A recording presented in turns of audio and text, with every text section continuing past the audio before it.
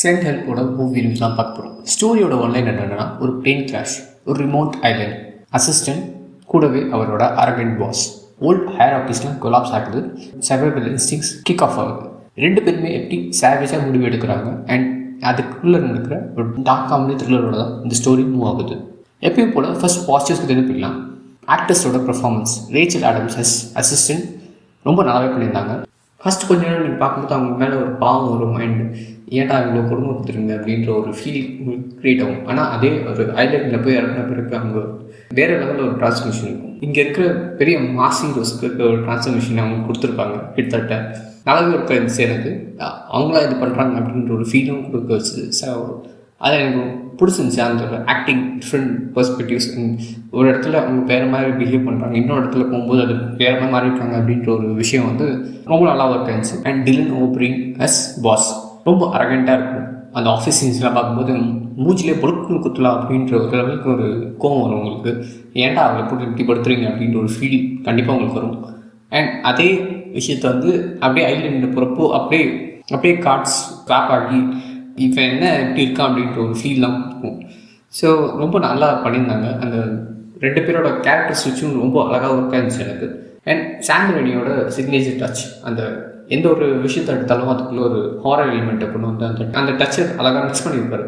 So உதாரணத்துக்கு ஸ்பைடர்மேனோட ஃபிலிம்ஸ்லையும் பார்க்கலாம், அந்த ஹாரர் எலிமெண்ட்டோட டச்சு சின்னதாக இருக்கும். அதே மாதிரி வந்து இந்த படத்துலேயும் அவர் பண்ணியிருந்த விதம் எனக்கு ரொம்ப பிடிச்சிருந்துச்சு. ஏன்னா சர்வைவல் ஃபிலிம்ஸ் எல்லாம் நீங்கள் ஒரு ஃபுல்லி கிளாண்டப்பான ஒரு மூவியை தான் நீங்கள் பார்ப்பீங்க. அவங்க வந்து ஒரு ஹண்ட் பண்ணுறாங்கன்னா கூட அப்போ கூட வந்து அந்த ஸ்டைல் அண்ட் எலிகன்ஸ் இருக்க மாதிரி தான் அந்த மூவி போர்ட்ரே இருக்கும். பட் அதெல்லாம் இல்லாமல் ரொம்ப ராவாக பண்ணியிருந்த விதம் எனக்கு ரொம்ப பிடிச்சிருந்துச்சு. அந்த ஹாரர் டச் கொண்டிருந்த விதம் எனக்கு ரொம்ப பிடிச்சிருந்துச்சு. இது எல்லாருக்குமே பிடிக்குமா அப்படின்னு கேட்டால் நான் அது நெகட்டிவாக சொல்கிறேன். ஆடியன்ஸ்க்கு என்ன நடக்குது, ஒரு டென்ஷன்லேயே வச்சுருக்க விதம் வந்து to an extent it work out, not fully. And cinematography பற்றி சொல்லி ஆகணும். ஐலண்டை வந்து ரொம்ப அழகாக காமிச்சிருந்தாங்க, அதே சமயத்தில் ப்ரூட்டலாக காமிச்சிருந்தாங்க. ரெண்டு விஷயம் வந்து ஒரே இடத்துல நடக்குது, பட் இட்ஸ் லைக் அந்த டிஃப்ரென்ஸை நீங்கள் ஃபீல் பண்ணுவீங்க. அண்ட் டிப்பிக்கலாக ஒரு ஐலண்ட்னா ஒரு ஃபாரஸ்ட் இருக்குமா அப்படின்னு சொல்லிட்டு ஒரு விஷயம் மட்டும்தான். பட் அப்படி இதெல்லாம் ஒதுக்கி வச்சு பார்த்தப்போ சூப்பராக இருந்துச்சு. ஷார்ட்ஸ்லாம் எடுத்துருந்த விதம் அண்ட் அந்த சில இடத்துல இந்த ஒயிட் ஷார்ட்ஸ்லாம் போகிற விதம் வந்து எனக்கு ரொம்ப பிடிச்சிருந்துச்சு. இவங்க தனியாக தான் மாட்டிக்கிட்டாங்க அப்படின்ற ஒரு ஐசோலேஷன் ஃபீல் வந்து நல்லா அழகாகவே கொண்டு வந்திருந்தாங்க. அந்த ஸ்க்ரீனில் வந்து அதை ப்ரெசென்ட் பண்ண விதம் வந்து ரொம்ப அழகாக ஒர்க் ஆயிடுச்சு. ஸோ இதெல்லாம் எனக்கு ரொம்ப பிடிச்சிருந்துச்சு. அண்ட் சில கேமரா ஒர்க்ஸ், நைட் ஷார்ட்ஸ்லேயும் வந்து சில ஒர்க்ஸ் வந்து நல்லாவே பண்ணியிருந்தாங்க. எஸ், இன்னும் கொஞ்சம் பெட்டராக பண்ணியிருக்கலாம், பட் நல்லா பண்ணியிருந்தாங்க. எதுவும் குறை சொல்கிற மாதிரி எதுவும். சவுண்ட்ஸு வந்து ரொம்ப அழகாக கொடுத்துருந்தாங்க. இந்த படத்துக்கு என்ன தேவையோ அது பர்ஃபெக்டாக கொடுத்துருந்தாங்கன்னு நான் சொல்லி ஆகணும். எங்கே சைலன்ஸ் வருமோ அவங்க சைலன்ஸ் மெயின்டைன் பண்ணியிருந்தாங்க. ஒரு ரொம்ப லவுடாக எதுவுமே மியூசிக்ஸ் போகாமல் ரொம்ப அழகாக மெயின்டைன் பண்ணியிருந்தாங்க.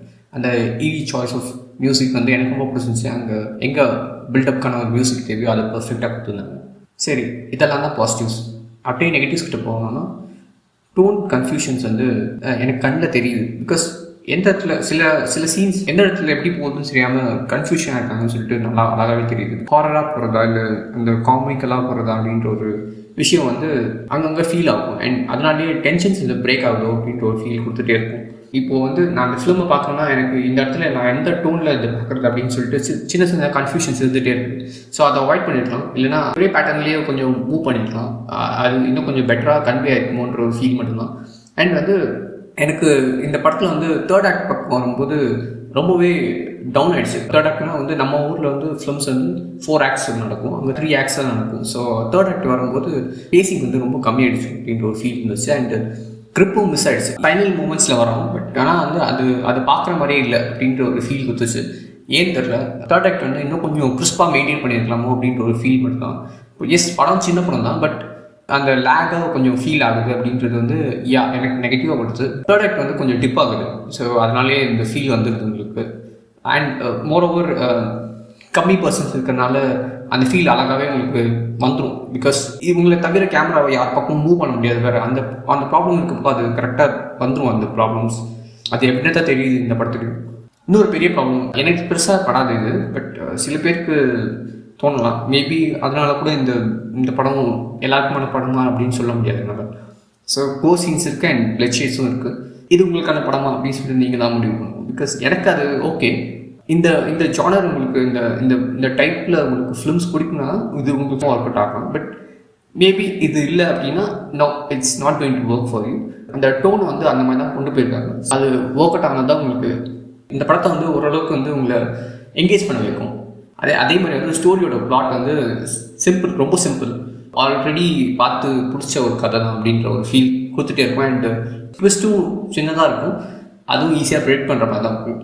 ரொம்ப பெருசாலாம் எதுவும் இல்லை. ஸோ ஸ்டோரி வந்து ஆல்ரெடி உங்களுக்கு சர்வைவல் த்ரில்லர்னா எந்த அளவுக்கு பெருசாக ஸ்டோரியை நீங்கள் மூவ் பண்ண முடியும், ஸ்டோரியோட அந்த பார்ட்டிங் வந்து நீங்கள் நேரோ டவுன் பண்ணிடுறீங்க. அதனால் வந்து ரொம்ப ப்ரெடிக்டபுளாக போயிடுச்சு அப்படின்ற ஒரு விஷயம் தான். ஸோ என்னோடய ஃபைனல் தாட்ஸ், ஒரு சின்ன பவர் டைனாமிக்ஸை வச்சு சாம் ரெய்மி வந்து செஞ்ச கேஸ் வந்து எனக்கு ஓரளவுக்கு ஒர்க் அவுட் ஆயிருந்துச்சு. இந்த dark comedy, intense characterizations and drama பிடிக்கணும், டெஃபினட்டாக மிஸ் பண்ண பாருங்கள். வேற ஒரு சுவாசமான வீடியோ சந்திக்கலாம். Until then, it's bye from your host, signing off.